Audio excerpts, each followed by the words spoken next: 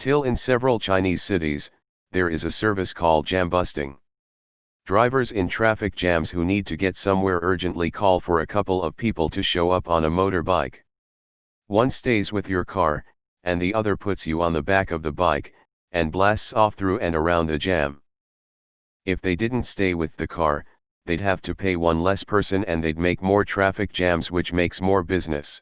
Similar, but not the same, is a company in southern Ontario called Dads/Star.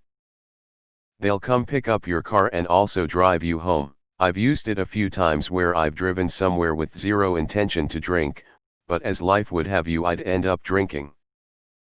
But instead of having to take a cab/Uber home then come back the next day to get my car, they just come get it for you and drive you home at the same time, so you wake up with your car in the driveway. They may be very location specific, but they're definitely in the GTA, Southern Ontario, Canada. It's so worth it, as many folks may not want to leave their car parked overnight somewhere and have to cab back to get it the next day, so they decide to risk the drunken drive home. \**, so it's called Dad, officially, but I've always known it as Dads. Website here, https://d.ca/use it. Nathan, for you had an episode with this. Wonder why this is not common service in traffic hell cities. We also have this service here in Brazil. It's called kidnapping and armed robbery. There are also a service of men who have folding bikes, and are available outside bars and restaurants at night. They can be hired to drive a person who has had too much to drink home. They pop their bikes in the boot, drive the customer home and then cycle back to their pitch.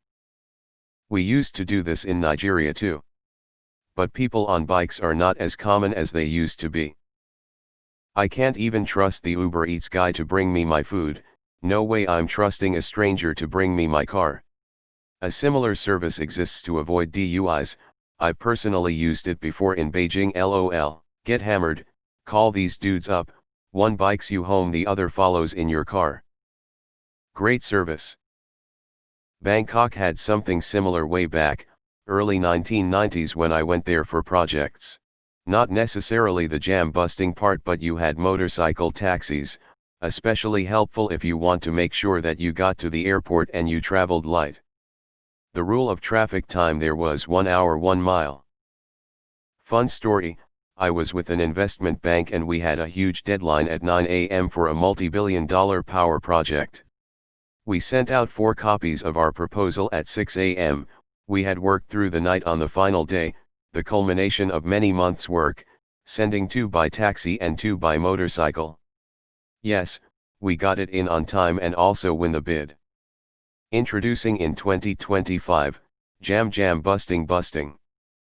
When you're stuck in traffic behind a train of motorcycles carrying people who have been jam busted, you call the Jam Buster Busters. They show up in a helicopter, place one man on the motorcycle to replace you, and fly you off to where you need to be, skipping traffic. That is actually an innovative service I'd love to have here in the USA. Damn. The more I think about this, the more I like. In China there is a service for anything business related. You don't understand what frictionless money is until you live in China. There are guys going around with an electric mono that you can call when too drunk. They get to you, put their mono in your car and drive you home. Some of the traffic jams in China can last for days. https://www. youtube.com/watch, v=zzfjq2u908s. https://en. Wikipedia. org/wiki/China_national_highway_110_traffic_jam. But what if your jam buster needs to get somewhere quickly too? Does he call another jam buster too? There are also people who start selling cup ramen and stuff in really long traffic jams that last for days. Who you gonna call? r/nay then, for you did it first. Meanwhile in the US, lane splitting is illegal in, well, basically everywhere. There's a Nathan for You sketch where they do this exact thing. Back when San Francisco had a ton of traffic before COVID. I bought a motor scooter so I could split lanes. It turned an hour-long bus ride into 12 minutes door to door. Driving would take at least 45 minutes and it was $25 to park. That scooter saved me so much time. Seems like a business that fills a need, but maybe a motorbike taxi would be more practical. You wouldn't have to pay an extra person, but you wouldn't have your car eventually at the destination. A toss-up. Every part of this would be highly illegal in Germany, lol. Nathan for you. In Japan there is a service called Deiko. It's like a taxi service for people who drove. Like you can drive your own car to a bar, have a few drinks and then call a Deiko. A car arrives with two people, one gets out and into your car and drives you home and the other guy tails you to pick up the driver once you are home. It was often cheaper than a taxi. This is a literal Nathan for you scheme, http://www.cc.com/videoclip/qdq3i4/Nathan for you beating the commute. The traffic problem is very ridiculous in China these days. 15 years ago, the friend group my family has was averaging 3 household a car. And now, every family we known has one or even more. I remember one year during national holiday my cousin family decided to drive south for vacation.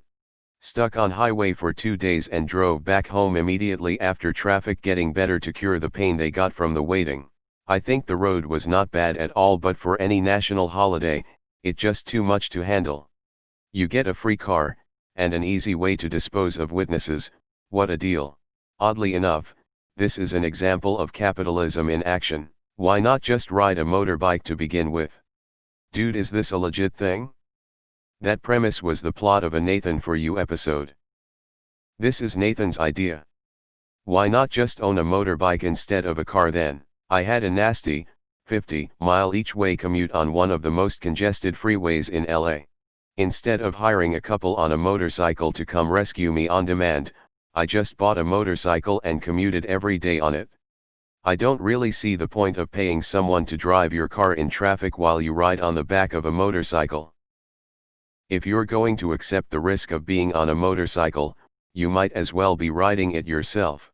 This concept was on Nathan for you. LOL. Just ride a bike then. Genius. Nathan Fielder would like to know your location. Their 2021 business plan is to do it with drones. This needs to happen in the US. I'd still find a way to get to work late though. Nathan Fielder would like a word. Nathan for you anyone? Did this start before or after Nathan for you? Who takes the other bike? Insurers would not like that here. Nathan Fielder did it first. In Winnipeg, a jambuster is a jelly-filled donut. Excellent use of blast off in article title. In Vietnam they all just go in mopeds/motorbikes, no jams. Brazil also has this service, only you don't get a ride and they keep your car. If only there was a solution to remove the amount of cars on the road instead. r/Nathan for you. Virtually all traffic could be resolved by resolving 2 issues.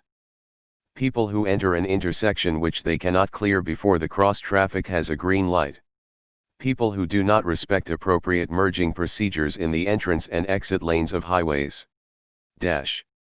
I do not see it as an understatement to assert that the lives of every single person on our planet would be improved if every person on the road understood these 2 concepts, either by their own intellectual presence or the fear that they would be fined severely for a failure to consider their fellow man.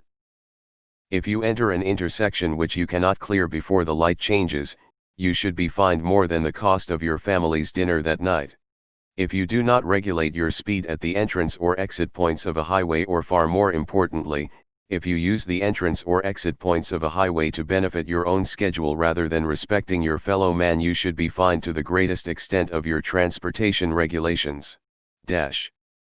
Not only would travel times diminish if people were forced by draconian punitive measures to be considerate of the world around them, but fuel prices would decrease, thereby lowering the prices of consumer products, groceries, etc., and generally forcing down the cost of living worldwide.